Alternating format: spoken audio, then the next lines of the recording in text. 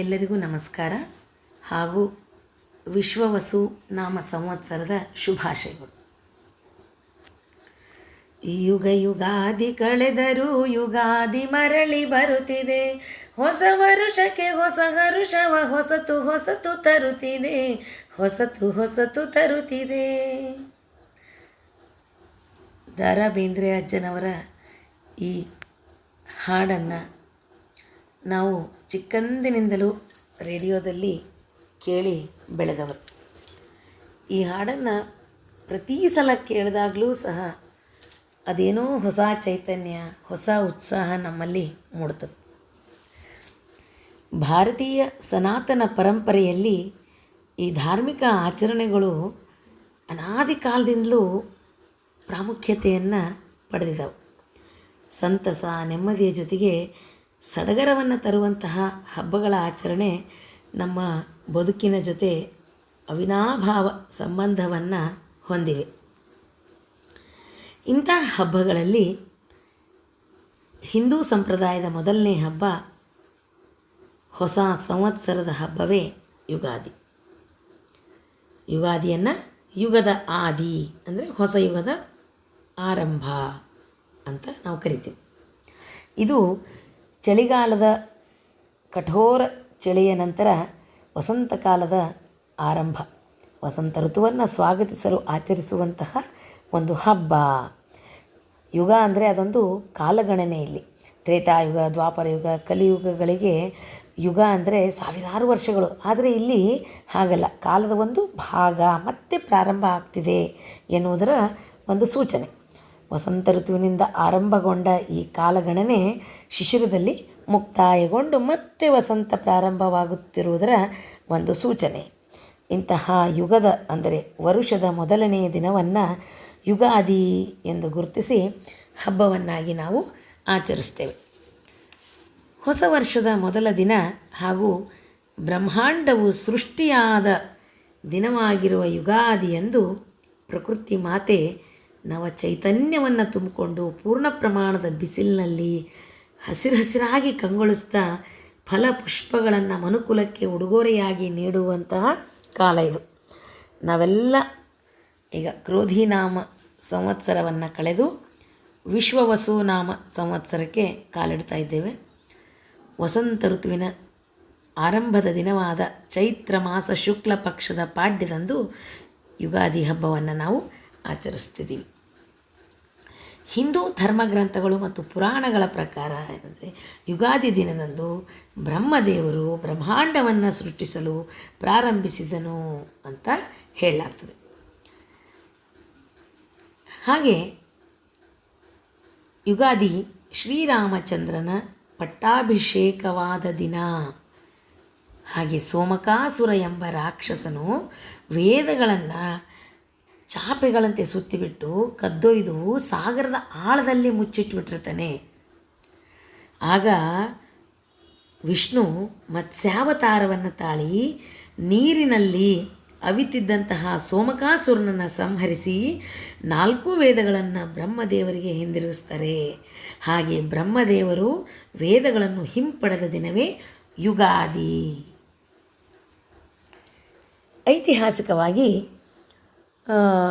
ಶಾಲಿವಾಹನ ಎಂಬ ರಾಜ ಶತ್ರುಗಳ ಮೇಲೆ ವಿಜಯವನ್ನು ಸಾಧಿಸಿ ಕೀರ್ತಿ ಪತಾಕೆಯನ್ನು ಹಾರಿಸಿ ಶಾಲಿವಾಹನ ಶಕೆ ಆರಂಭವಾಯಿತು ಯುಗಾದಿಯಂದು ಅಂತ ಹೇಳಲಾಗತ್ತೆ.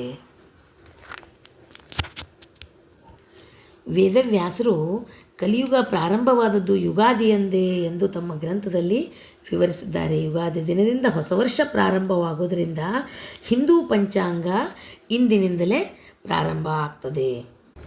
ಯುಗಾದಿ ವರ್ಷದ ಆರಂಭದ ದಿನ ಆದರೂ ಭಾರತದಲ್ಲಿ ಈ ದಿನವನ್ನು ನಿರ್ಧರಿಸುವ ರೀತಿ ಹಲವಾರಿವೆ.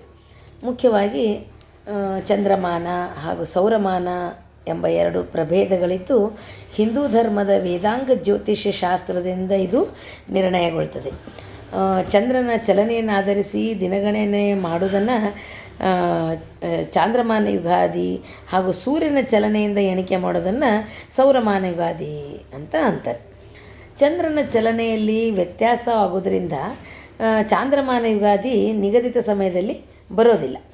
ಮೇಷರಾಶಿಗೆ ಸೂರ್ಯ ಪ್ರವೇಶಿಸುವ ದಿವಸ ಸೌರಮಾನ ಯುಗಾದಿಯನ್ನು ಆಚರಿಸ್ತಾರೆ. ಭೂಮಿಯ ಚಲನೆಯಲ್ಲಿ ಹೆಚ್ಚಿನ ವ್ಯತ್ಯಾಸ ಬರೋದಿಲ್ಲ. ಆದ್ದರಿಂದ ಸಾಮಾನ್ಯವಾಗಿ ನಿಗದಿತ ಸಮಯದಲ್ಲಿ ಅಂದರೆ ಏಪ್ರಿಲ್ 14ರಂದು ಸೌರಮಾನ ಯುಗಾದಿ ಬರ್ತದೆ.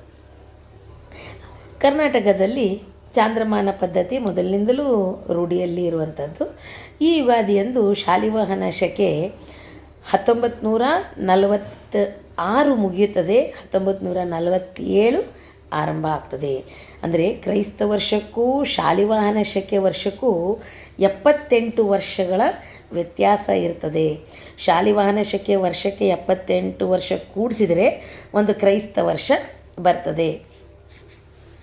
ಅಂದರೆ 1947 ಪ್ಲಸ್ 78 ಆದರೆ 2025 ಬರ್ತದೆ. ಇಂದಿನ ದಿನದಿಂದ ವಸಂತ ಮಾಸ ಪ್ರಾರಂಭವಾಗಿ ತರುಲತೆಗಳು ಚಿಗುರ್ತವೆ. ಹಳೆಯ ತರುಲತೆಗಳು ಉದುರಿ ಗಿಡ ಮರಗಳು ಮತ್ತೆ ಮರಳಿ ಹೊಸ ಚೈತನ್ಯವನ್ನು ಪಡಿತವೆ. ಸಮೃದ್ಧ ಆರಂಭವನ್ನು ಇದು ಸೂಚಿಸುತ್ತದೆ. ಸಕಾರಾತ್ಮಕ ನಿರೀಕ್ಷೆಗಳೊಂದಿಗೆ ಆ ಸಂವತ್ಸರ ಪ್ರಾರಂಭ ಆಗ್ತದೆ. ಯುಗಾದಿ ಹಬ್ಬ ಕೇವಲ ಪಾಶ್ಚಾತ್ಯ ಕ್ಯಾಲೆಂಡರ್ನ ಬದಲಾವಣೆ ಅಲ್ಲ, ಇದು ಬದಲಾಗಿ ನೈಸರ್ಗಿಕ ಬದಲಾವಣೆ. ಇಂದು ಭೂಮಿಯ ಉತ್ತರ ಗೋಳಾರ್ಧ ಹೆಚ್ಚಿನ ಪ್ರಮಾಣದ ಸೂರ್ಯನ ಶಕ್ತಿಯನ್ನು ಪಡೆದುಕೊಳ್ತದೆ. ಖಗೋಳಶಾಸ್ತ್ರದ ಪ್ರಕಾರ ಯುಗಾದಿಯ ಹಿಂದಿನ ದಿನ ಅಮಾವಾಸ್ಯೆ ಆಗಿರ್ತದೆ. ಹೊಸ ಸಂವತ್ಸರದ ವಸಂತ ಋತುವಿನ ಆರಂಭದ ದಿನ. ವಸಂತ ಕಾಲ ಬಂದಾಗ ಮಾವು ಚಿಗುರಲೇಬೇಕು, ಆ ಹಾಡು ಕೇಳಿವಲ್ಲ ನಾವೆಲ್ಲರೂ. ಹಾಗೆ ಪ್ರಕೃತಿಯೂ ಕೂಡ ಚಿಗುರೆಲೆಗಳಿಂದ ಹೊಸ ಋತುವಿನ ಸ್ವಾಗತವನ್ನು ಕೋರಲಿಕ್ಕೆ ಸಜ್ಜಾಗಿರುವಂತಹ ಸಮಯ. ನಮ್ಮ ಭಾರತೀಯ ಶ್ರೇಷ್ಠ ಗಣಿತಜ್ಞರೆನಿಸಿರುವಂತಹ ಭಾಸ್ಕರಾಚಾರ್ಯರ ಪ್ರಕಾರ ಯುಗಾದಿಯ ಸೂರ್ಯೋದಯವು ಹೊಸ ವರ್ಷದ ಹೊಸ ವರ್ಷದ ಆರಂಭವಾಗಿದೆ. ಯಾಕೆಂದರೆ ಭೂಮಿಯು ಸೂರ್ಯನ ಸುತ್ತುವಿಕೆಯ ಒಂದು ಯುಗಾದಿಯಿಂದ ಇನ್ನೊಂದು ಯುಗಾದಿಗೆ ಒಮ್ಮೆ ಪೂರ್ಣಗೊಂಡಿರುತ್ತದೆ ಅಂಥೇಳಿ ಭಾಸ್ಕರಾಚಾರ್ಯರು ಒಂದು ಕಡೆ ಹೇಳ್ತಾರೆ. ನಾವೆಲ್ಲರೂ ಯುಗಾದಿಯಂದು ಬೇಗನೆ ಎದ್ದು ಅಭ್ಯಂಜನ ಸ್ನಾನವನ್ನು ಮಾಡಬೇಕು. ಭಗವಂತನಿಗೆ ಸಮರ್ಪಿಸಿದ ಎಣ್ಣೆಯಲ್ಲಿ ಮತ್ತಷ್ಟು ಎಣ್ಣೆಯನ್ನು ಬೆರೆಸಿಕೊಂಡು ಎಣ್ಣೆ ಹಚ್ಚಬೇಕಾದ್ರೆ ಸಪ್ತ ಚಿರಂಜೀವಿಗಳನ್ನು ಈ ಮಂತ್ರದ ಮೂಲಕ ಸ್ಮರಿಸಬೇಕು. ಅಶ್ವತ್ಥಾಮ ಬಲಿರ್ವ್ಯಾಸ ಹನುಮಾಶ್ಚ ವಿಭೀಷಣಃ ಕೃಪಶ್ಚ ಪರಶುರಾಮಶ್ಚ ಸಪ್ತೈತೆ ಚಿರಂಜೀವಿನಃ. ಭಗವಂತನಿಗೆ ಸಮರ್ಪಿಸಿದ ಎಣ್ಣೆ ಸೀಗೆ ಪುಡಿಯನ್ನು ಬೆರೆಸಿ ಅಭ್ಯಂಜನದ ನೀರಿನಲ್ಲಿ ಬೇವಿನ ಎಲೆಗಳನ್ನು ಹಾಕಿ ಪ್ರತಿಯೊಬ್ಬರೂ ಹಚ್ಚಿಕೊಂಡು ಸ್ನಾನ ಮಾಡಬೇಕು. ಈ ಸ್ನಾನದಿಂದ ರಜ ತಮೋ ಗುಣಗಳು 1,00,000 ಕಡಿಮೆಯಾಗಿ ಅಷ್ಟೇ ಪ್ರಮಾಣದಲ್ಲಿ ಸತ್ವಗುಣವು ಹೆಚ್ಚಾಗ್ತದೆ. ಚರ್ಮಕ್ಕೆ ಯಾವಾಗಲೂ ಸ್ನಿಗ್ಧತೆ ಇರಬೇಕಂತ ಹೇಳಿ ಎಣ್ಣೆ ಹಚ್ತಾರೆ. ಶರೀರಕ್ಕೆ ಸುಖದಾಯಕ ಮತ್ತು ಮಂಗಳಕರ ಅಂಥೇಳಿ ಬಿಸಿ ನೀರಿನ ಸ್ನಾನವನ್ನು ಇಲ್ಲಿ ಹೇಳಲಾಗಿದೆ. ಹಾಗೆ ಹೊಸ ಬಟ್ಟೆಗಳನ್ನು ಧರಿಸ್ತಾರಂದು. ಇದರಿಂದ ಅವರೊಳಗೊಂದು ಹೊಸತನದ ಭಾವನೆ ಮೂಡ್ತದೆ ಅಂತ. ಹಾಗೆ ಮನೆ ಬಾಗಿಲಿಗೆ ಮಾವಿನ ತೋರಣ ಕಟ್ಟಬೇಕು. ಬೇವಿನ ಎಲೆಗಳನ್ನು ಸಹ ಕಟ್ತಾರೆ. ಸಾತ್ವಿಕ ತೋರಣದಿಂದ ಚೈತನ್ಯ ಪ್ರಕ್ಷೇಪಿತವಾಗಿ ಸಂರಕ್ಷಣಾ ಕವಚ ನಿರ್ಮಾಣ ಆಗ್ತದಲ್ಲಿ. ಹಾಗೆ ರಂಗೋಲಿ ಹಾಕ್ತಾರೆ, ಹೋಳಿಗೆ ಮಾಡಿ ದೇವರಿಗೆ ನೈವೇದ್ಯವನ್ನು ಸಹ ಮಾಡ್ತಾರೆ. ಭಗವಂತನಿಗೆ ಭಕ್ತಿ ಶ್ರದ್ಧೆಯಿಂದ ಪೂಜೆ ಮಾಡಿ ಬೇವು ಬೆಲ್ಲದ ನೈವೇದ್ಯವನ್ನು ಮಾಡಿ, ಹಾಗೆ ಹೊಸ ಹುಣಸೆಹಣ್ಣು ಮಾವಿನಕಾಯಿ ಬಳಸಿ ಸಹ ಅಡುಗೆಯನ್ನು ಮಾಡ್ತಾರೆ. ದೇವರಿಗೆ ನೈವೇದ್ಯವನ್ನು ಮಾಡಿ ಗುರು ಹಿರಿಯರಿಗೆ ನಮಸ್ಕಾರ ಮಾಡಿ ಅವರ ಆಶೀರ್ವಾದವನ್ನು ತೆಗೆದುಕೊಂಡು ಭಗವಂತನಿಗೆ ಸಮರ್ಪಿಸಿದ ನಿಂಬಕದಳ ಭಕ್ಷಣ ಬೇವು ಬೆಲ್ಲವನ್ನು ಸ್ವೀಕಾರ ಮಾಡ್ತಾರೆ. ಯುಗಾದಿ ದಿನ ಸುಖದ ಸಂಕೇತವಾದ ಬೆಲ್ಲವನ್ನು ಮತ್ತು ಕಷ್ಟದ ಸಂಕೇತವಾದ ಬೇವನ್ನು ಸಮನಾಗಿ ಸ್ವೀಕರಿಸ್ತಾರೆ. ಅಂದರೆ ಜೀವನದಲ್ಲಿ ಸುಖ ಕಷ್ಟಗಳನ್ನು ಸಮನಾಗಿ ಸ್ವೀಕರಿಸಬೇಕು ಎನ್ನುವ ಸಂದೇಶವನ್ನು ಇದು ನೀಡುತ್ತದೆ. ತಿಂದ ಮೇಲೆ ಯಾವ ರೀತಿ ಬೇವು ಬೆಲ್ಲ ತಿಂದ ಮೇಲೆ ಬೆಲ್ಲ ಹೊಟ್ಟೆಯೊಳಗೆ ಶಾಖವನ್ನು ಉಂಟು ಮಾಡಿದರೆ ಬೇವು ಆ ಉರಿಯ ಶಮನಕಾರಿ. ಬೇವು ಬೆಲ್ಲ ಮಿಶ್ರಣವನ್ನು ತಿನ್ನುವಾಗ ಹೇಳುವ ಒಂದು ಶ್ಲೋಕ ಹೀಗಿದೆ: ಶತಾಯುರ್ವಜ್ರದೇಹಾಯ ಸರ್ವಸಂಪತ್ಕರಾಯ ಚ ಸರ್ವಾರಿಷ್ಟ ವಿನಾಶಾಯ ನಿಂಬಕಂದಳ ಭಕ್ಷಣಂ ಅಂತ. ಅಂದರೆ 100 ವರ್ಷಗಳ ಆಯುಷ್ಯ, ಸದೃಢ ಆರೋಗ್ಯ, ಸಕಲ ಸಂಪತ್ತುಗಳ ಪ್ರಾಪ್ತಿಗಾಗಿ, ಸಕಲ ಅರಿಷ್ಟ ನಿವಾರಣೆಗಾಗಿಯೂ ಬೇವು ಬೆಲ್ಲ ಸೇವನೆಯನ್ನು ಮಾಡುತ್ತೇನೆ ಎನ್ನುವ ಒಂದು ಶ್ಲೋಕ. ಅಂದು ದೇವಾಲಯಗಳಲ್ಲಿ ಹೊಸ ಪಂಚಾಂಗ ಶ್ರವಣವನ್ನು ಸಹ ಮಾಡ್ತಾರೆ. ಆ ವರ್ಷದ ಫಲದ ಶ್ರವಣ ಫಲ ಹೇಳಲಾಗಿದೆ. ತಿಥಿಯ ಶ್ರವಣದಿಂದ ಲಕ್ಷ್ಮೀ ಲಭಿಸ್ತಾಳಂತೆ. ವಾರದ ಶ್ರವಣದಿಂದ ಆಯುಷ್ಯ ವೃದ್ಧಿಯಾಗ್ತದೆ. ನಕ್ಷತ್ರ ಶ್ರವಣದಿಂದ ಪಾಪನಾಶ ಆಗ್ತದೆ. ಕರ್ಣ ಶ್ರವಣದಿಂದ ಇಚ್ಛಿತ ಕಾರ್ಯ ಸಿದ್ಧಿಯಾಗ್ತದೆ. ಇವು ಪಂಚಾಂಗ ಶ್ರವಣದ ಉತ್ತಮ ಫಲಗಳಿವು. ಇದರ ನಿತ್ಯ ಶ್ರವಣದಿಂದ ಗಂಗಾ ಸ್ನಾನದ ಫಲ ಸಹ ಲಭಿಸ್ತದಂತೆ. ಈ ಹಬ್ಬವನ್ನು ಕರ್ನಾಟಕ, ಆಂಧ್ರ, ಮಹಾರಾಷ್ಟ್ರಗಳಲ್ಲಿ ಹೆಚ್ಚಾಗಿ ಆಚರಿಸ್ತಾರೆ. ಕರ್ನಾಟಕ, ಆಂಧ್ರದಲ್ಲಿ ಯುಗಾದಿ ಆದರೆ ಮಹಾರಾಷ್ಟ್ರದಲ್ಲಿ ಗುಡಿಪಡವ ಅಂತಾರೆ. ಉತ್ತರ ಭಾರತದಲ್ಲಿ ಬೈಸಾಖಿ ಅಂತ ಹೇಳ್ತಾರೆ. ಮಹಾರಾಷ್ಟ್ರದಲ್ಲಿ ಒಂದು ಕೋಲಿಗೆ ವಸ್ತ್ರವನ್ನು ಕಟ್ಟಿ ಹೂವಿನ ಹಾರ ಹಾಕಿ ಗುಡಿ ಅಂಥೇಳಿ ಮೂಲೆಯಲ್ಲಿ ಮನೆ ಮುಂದೆ ಇಡ್ತಾರೆ ಅದನ್ನು. ಇದು ಹೊಸ ವರ್ಷದ ಆಗಮನಕ್ಕೆ ಬಾವುಟವನ್ನು ಹಾರಿಸುವುದರ ಸಂಕೇತ. ನನಗೆ ವೈಯಕ್ತಿಕವಾಗಿ ಏನು ಹೇಳಿಸಿದ್ರೆ, ನಮ್ಮ ಎಲ್ಲ ಹಿಂದೂಗಳ ಮನೆಯಲ್ಲಿ ಪ್ರತಿ ಯುಗಾದಿಯಂದು ನಾವೆಲ್ಲರೂ ಭಗವದ್ಧ್ವಜವನ್ನು ನಾವು ಹಾರಿಸಬೇಕು ಅಂತ. ಹಾಗೆಯೇ ಆಂಧ್ರ ಪ್ರದೇಶದಲ್ಲೆಲ್ಲ ಕೆಲವು ಕಡೆ ಹುಣಸೆಹಣ್ಣು, ಬೆಲ್ಲ, ಮಾವಿನಕಾಯಿ, ಉಪ್ಪು, ಮೆಣಸು, ಬೇವು ಇವುಗಳೆಲ್ಲ ಮಿಶ್ರಣ ಮಾಡಿ ಯುಗಾದಿ ಪಚಡಿ ಅನ್ನೋ ಹೆಸರಿನ ಪದಾರ್ಥವನ್ನು ಸಹ ಅವರು ಸೇವಿಸ್ತಾರೆ. ಹಾಗೆ ಯುಗಾದಿ ಪಾಡ್ಯ, ಅಕ್ಷಯ ತೃತೀಯ, ದಸರಾ ಅಂದರೆ ವಿಜಯದಶಮಿ ದಿನ, ಈ 3 ದಿನ, ಕಾರ್ತಿಕ ಶುದ್ಧ ಪ್ರತಿಪದೆಯ ಅರ್ಧ, ಹೀಗೆ ಅಂದರೆ 3:30 ಮುಹೂರ್ತ ಅಂತ ಹೇಳ್ತಾರೆ. ಅದನ್ನು ಆ ದಿನಗಳಂದು ಮುಹೂರ್ತ ನೋಡುವ ಅವಶ್ಯಕತೆ ಇಲ್ಲ. ಈ ದಿನಗಳ ಪ್ರತಿ ಘಳಿಗೆಯೂ ಶುಭ ಮುಹೂರ್ತನೇ ಆಗಿರ್ತದೆ ಅಂತಲೂ ಸಹ ಹೇಳ್ತಾರೆ. ವರುಷಕ್ಕೊಂದು ಹೊಸತು ಜನ್ಮ, ಹರುಷಕ್ಕೊಂದು ಹೊಸತು ನೆಲೆಯು, ಅಖಿಲ ಜೀವ ಜಾತಕೆ ಒಂದೇ ಒಂದು ಜನ್ಮದಲ್ಲಿ, ಒಂದೇ ಬಾಲ್ಯ ಒಂದೇ ಹರೆಯ, ನಮಗದಷ್ಟೇ ಏತಕೋ. ನೋಡ್ರಿ, ಬೋಳಾದ ವೃಕ್ಷ ಪ್ರತಿ ವಸಂತದಲ್ಲೂ ಚಿಗುರಿಬಿಡ್ತದೆ. ಗತದ ಚಿಂತೆ ಇಲ್ಲದ ಪ್ರಾಣಿ ಪಕ್ಷಿಗಳು ಪ್ರತಿ ವಸಂತದಲ್ಲೂ ಸುಗ್ಗಿಯ ಹಿಗ್ಗಿನಲ್ಲಿ ಹೊಸ ಬಾಳು ಆರಂಭ ಮಾಡ್ತವೆ. ನಿದ್ರೆಯಿಂದ ಎದ್ದಾಗ ನೆನ್ನೆಯ ನೆನಪಿಲ್ಲವಾಗುವಂತಹ ತತ್ಫಲವಾಗಿ ಪ್ರತಿ ಮುಂಜಾನೆಯೂ ಹೊಸ ಹುಟ್ಟಿನ ಅನುಭವ ಪಡೆಯುವಂತಹ, ಪ್ರತಿದಿನವೂ ಹೊಸ ಜೀವನದ ಸಂತಸ ಹೊಂದುವಂತಹ ಸುಯೋಗವನ್ನು ಪ್ರತಿ ವಸಂತದಲ್ಲೂ ಗಿಡ, ಮರ, ಪ್ರಾಣಿ, ಪಕ್ಷಿಗಳಿಗೆ ಕರುಣಿಸಿದಂತೆ ಮಾನವರಾದ ನಮಗೆ ಆ ಸೃಷ್ಟಿಕರ್ತ ಕರುಣಿಸಿಲ್ಲ. ನಮಗೆ ಮಾತ್ರ ಒಂದೇ ಜನ್ಮ, ಆ ಒಂದು ಜನ್ಮದಲ್ಲಿ ಒಂದೇ ಬಾಲ್ಯ, ಒಂದೇ ಹರಿಯ, ನಮಗೆ ಯಾಕೆ ಈ ವಂಚನೆ ಅಂಥೇಳಿ ಪ್ರಶ್ನೆಯನ್ನು ಒಡ್ಡುವುದರ ಮೂಲಕ ವರಕವಿ ಬೇಂದ್ರೆಯವರು ಆ ಸೃಷ್ಟಿಯ ಆಂತರ್ಯವನ್ನೇ ಕೆದಕ್ತಾರೆ ಇಲ್ಲಿ. ಆದರೆ ಆ ಸೃಷ್ಟಿಕರ್ತ ಪ್ರತಿದಿನವನ್ನು ಸಂತಸಮಯವನ್ನಾಗಿ ಮಾಡಿಕೊಳ್ಳುವಂತಹ ಬುದ್ಧಿಶಕ್ತಿಯನ್ನು, ಸಾಧನಾ ಶರೀರವನ್ನು ಮನುಷ್ಯನಿಗೆ ಕರುಣಿಸಿದ್ದಾನೆ. ಹೊಸ ವರ್ಷ ಹೊಸತಲ್ಲ, ಏಕೆಂದರೆ ಅದು ಆ ಹಳೆಯ ನೋವನ್ನು ಅದು ಮರೆಸುವುದಿಲ್ಲ. ಅದೇ ಬದುಕು, ಅದೇ ಬೇಗೆ, ಅದೇ ಬೆಂಕಿ ಎಂಬ ಮನದ ಭಾವವನ್ನು ನಾವು ಬದಲಿಸ್ಕೋಬೇಕು. ನಮ್ಮ ಪ್ರತಿದಿನವನ್ನು ನವೀನ ಜನನದಂತೆ ಮಾಡಿಕೊಳ್ಳೋದು ಅದು ನಮ್ಮ ಕೈಯಲ್ಲಿರ್ತದೆ. ಬದುಕಿನ ಮೇಲೆ ಸಿಹಿ ಕಹಿಗಳು ಸಾಮಾನ್ಯ. ಬೇವು ಬೆಲ್ಲದ ಸಮ್ಮಿಲನವೇ ನಮ್ಮ ಜೀವನ ಅಂತ.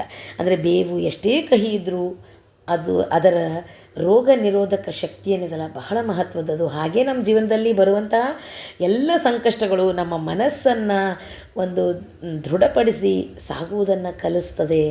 ಬೆಲ್ಲ ಎಷ್ಟೇ ಸಿಹಿ ಅನಿಸಿದರೂ ನಿರಂತರ ಸ್ವೀಕರಿಸಲಿಕ್ಕೆ ಆಗೋದಿಲ್ಲ. ಹಾಗೂ ಕಹಿಯ ರುಚಿ ಅನುಭವ ಇಲ್ಲದಿದ್ದರೆ ಆ ಸಿಹಿಯ ಬೆಲೆಯನ್ನು ಆನಂದಿಸಲು ಆಗೋದೇ ಇಲ್ಲ. ಯುಗಾದಿ ಪ್ರಕೃತಿಯ ಜೀವನ ಪಾಠ ಅಂತಲೇ ಹೇಳ್ಬೋದು. ಬದಲಾವಣೆ ಒಂದು ಜಗದ ನಿಯಮ ಅನ್ನೋ ಒಂದು ಮಾತದ ನೋಡ್ರಿ. ಅಂದರೆ ಬದಲಾವಣೆಯೊಂದೇ ಶಾಶ್ವತ ಎನ್ನುವ ಒಂದು ಮಾತು. ಅಂದರೆ ಬದಲಾವಣೆ ಅಂದರೆ ಹೊಸ್ತು ಅಂದರೆ ಸೌಂದರ್ಯ ಅಂದರೆ ಉಲ್ಲಾಸ ಅಂದರೆ ಬದುಕು ಅಂದರೆ ಬದಲಾವಣೆ. ಇದು ಯುಗಾದಿಯ ಒಂದು ಸಂದೇಶ. ಬೀಜ ಮೊಳಕೆ ಒಡೆದು ಸಸಿಯಾಗಿ ಗಿಡ ಆಗ್ತದೆ. ಗಿಡ ಮರವಾಗಿ ಬೆಳೀತದೆ. ಬೆಳೆದ ಮರದಲ್ಲಿ ಹೂ ಅರಳುತ್ತದೆ, ಅರಳಿದ ಹೂ ಕಾಯಿಯಾಗ್ತದೆ, ಕಾಯಿ ಹಣ್ಣಾಗ್ತದೆ. ಹಣ್ಣು ಮರದ ಕೊನೆಯ ಸ್ಥಿತಿಯಲ್ಲ, ಅದರ ಪೂರ್ವ ಜನ್ಮದ ಮೊದಲ ಹಂತ. ಅಂದರೆ ಹಣ್ಣಿನಲ್ಲಿರುವಂತಹ ಬೀಜ ಮುಂದಿನ ಮರದ ಸೂಕ್ಷ್ಮ ರೂಪ. ಬೀಜ ಒಂದು ಮರವಾಗಿ ಬೆಳೆಯುವ ಮತ್ತು ಅದರ ಮುಂದಿನ ಹಂತಗಳು ಕೂಡ ಒಂದು ಇನ್ನೊಂದಕ್ಕೆ ಪೂರಕವಾಗಿರ್ತದೆ. ಯಾವುದೇ ಹಂತವು ತನ್ನಷ್ಟಕ್ಕೆ ತಾನೇ ಶ್ರೇಷ್ಠವೂ ಅಲ್ಲ, ಕನಿಷ್ಠವೂ ಅಲ್ಲ. ಎಲ್ಲ ಹಂತಗಳು ಸುಂದರವಾದಂಥವು, ಅನಿವಾರ್ಯವಾದಂಥವು, ಪರಿಪೂರ್ಣವಾದಂಥವು ಅಂತ. ಈ ಮರ ಶಿಶಿರ ಋತುವಿನಲ್ಲಿ ಎಲೆಗಳನ್ನೆಲ್ಲ ಕಳ್ಕೊಂಡ್ಬಿಟ್ಟು ಸೊರಗಿದಂಗೆ ಕಾಣಿಸ್ತಾ ಇರ್ತವೆ. ನಾವು ನೋಡ್ತಿರುವಂತೆಯೇ ಮತ್ತೆ ಆ ಮರಗಳು ಚಿಗುರನ್ನು ಪಡೆದು ಎಲೆಗಳಿಂದ ತುಂಬಿಕೊಂಡು ಹೂಗಳಿಂದ ನಳನಳಿಸಲಿಕ್ಕೆ ತೊಡಗ್ತವೆ. ಇದು ಪ್ರಕೃತಿಯ ನಿತ್ಯ ಪವಾಡದಂತೆ ನಡೀತಾನೆ ಇರ್ತದೆ. ಪ್ರಕೃತಿಯ ಈ ಬದಲಾವಣೆಯ ಸೊಗಸಿನ ಸಂದರ್ಭಗಳೇ ಋತುಗಳು. ಒಂದೊಂದು ಋತುವಿನಲ್ಲೂ ಅದರದ್ದೇ ಆದ ಸೊಬಗು, ಸಂಭ್ರಮ. ವಸಂತ ಋತು ಅಂದರೆ ಪ್ರಕೃತಿಯು ಹಸಿರಿನಿಂದ ಸಜ್ಜಾಗುವಂತಹ ಸುಂದರವಾದ ಕ್ಷಣ. ಈ ಋತುವಿನ ಚೈತ್ರ ಮಾಸದ ಮೊದಲ ದಿನವೇ ಯುಗಾದಿ. ಚಿಗುರೊಂದು ಮುಂದೆ ಹಣ್ಣಾಗಿ ಪೂರ್ಣತೆಯನ್ನು ಪಡೆಯಲು ಸಾಧ್ಯವಾಗಿಸುವಂತಹ ಆರಂಭದ ಕ್ಷಣ. ಇಂಥ ಸಮಯವನ್ನು ಹಬ್ಬವನ್ನಾಗಿ ಆಚರಿಸೋದ್ರಲ್ಲಿ ಅರ್ಥವಂತಿಕೆಯೂ ಸಹ ಇದೆ, ಸಾರ್ಥಕತೆಯೂ ಇದೆ. ಮರದಲ್ಲಿನ ಎಲೆ ಉದುರುವುದು ಎಷ್ಟು ಸಹಜನೋ ಹಾಗೆ ಉದುರಿದ ಎಲೆ ಮತ್ತೆ ಮರವಾಗಿ ಚಿಗುರುವುದು ಸಹ ಸಹಜ. ಹೀಗೆ ಉದುರುವಿಕೆ, ಅಳುವಿಕೆ, ಅಗಲುವಿಕೆ, ಚಿಗುರುವಿಕೆ ಸಮಗ್ರ ಪರಿಪೂರ್ಣವಾದ ಈ ಕಾಲಚಕ್ರದ ಬೇರೆ ಬೇರೆ ಗತಿಗಳಷ್ಟೇ ಇವು. ಇಂತಹ ಸಂದೇಶವನ್ನು ನಮಗೆ ಪ್ರಕೃತಿ ನಮಗೆ ನೀಡ್ತದೆ. ಈ ಸಂದೇಶವನ್ನು ಜೀವನದಲ್ಲಿ ನಾವು ಅಳವಡಿಸಿಕೊಂಡಾಗ ನಮ್ಮ ಜೀವನವು ಸುಮಭರಿತವೂ ಫಲಭರಿತವೂ ಸಹ ಆಗ್ತದೆ. ಸುಖ ದುಃಖಗಳ ಚಕ್ರ ಜೀವನ ಸಾರ್ಥಕತೆಗೆ ಒದಗಿದ ಪೂರಕ ಪರಿಭ್ರಮಣಗಳೇ ಹೊರತು ಅವೇ ಶಾಶ್ವತ ಖಂಡಿತ ಅಲ್ಲ. ಸುಖ ದುಃಖಗಳನ್ನು ಹೀಗೆ ನಾವು ಸ್ವೀಕರಿಸಿದ್ದೇವೆ ಎಂದು ಆ ಪ್ರಕೃತಿ ಮಾತೆ ಮುಂದೆ ಸಿದ್ಧರಾಗುವುದರ ಸಾಂಕೇತಿಕತೆಯನ್ನು ಬೇವು ಬೆಲ್ಲ ಮಿಶ್ರಣವನ್ನು ತಿನ್ನುವುದರಲ್ಲಿ ಕಾಣಬಹುದು. ಯುಗದ ಆದಿಯಲ್ಲಿಯೇ ಬದುಕನ್ನು ಧೈರ್ಯವಾಗಿಯೂ ಸಂತಸವಾಗಿಯೂ ಸ್ವೀಕರಿಸುವಂತಹ ವಿವೇಕವೇ ಯುಗಾದಿ ಹಬ್ಬದ ಒಂದು ಮೂಲ ತತ್ವ. ಪ್ರತಿಯೊಬ್ಬರೂ ತಮ್ಮ ತಮ್ಮ ಪಾತ್ರ ಕರ್ತವ್ಯವನ್ನು ತಿಳ್ಕೊಂಡು ಮನುಷ್ಯ ಧರ್ಮವನ್ನು, ಒಳ್ಳೆಯತನವನ್ನು, ಪ್ರಾಮಾಣಿಕತೆಯನ್ನು ಮೈಗೂಡಿಸಿಕೊಂಡು ನಡೆದರೆ ಜೀವನ ಶಿಸ್ತಿನಿಂದ ನಡೆಯಲು ಸಾಧ್ಯ. ಮನುಷ್ಯ ಜನ್ಮವನ್ನು ಸಾರ್ಥಕಗೊಳಿಸಲಿಕ್ಕೆ ಉತ್ತಮ ಚಿಂತನೆಗಳ ಅಗತ್ಯ ಇದೆ. ಕಲಿಯುವ ವಿದ್ಯೆಯೊಂದಿಗೆ ಉತ್ತಮ ಸಂಸ್ಕಾರ ಸಹ ಇದ್ದರೆ ಮಾತ್ರ ಸುಂದರವಾದ ಸಮಾಜ ನಿರ್ಮಾಣ ಆಗಲು ಸಾಧ್ಯ. ವಾತಾವರಣ ಹೀಗಿದ್ದಾಗ ನಿತ್ಯವೂ ಹೊಸತನದ ಯುಗಾದಿಯೇ. ಎಲ್ಲರಿಗೂ ಮತ್ತೊಮ್ಮೆ ಯುಗಾದಿ ಹಬ್ಬದ ಶುಭಾಶಯಗಳು.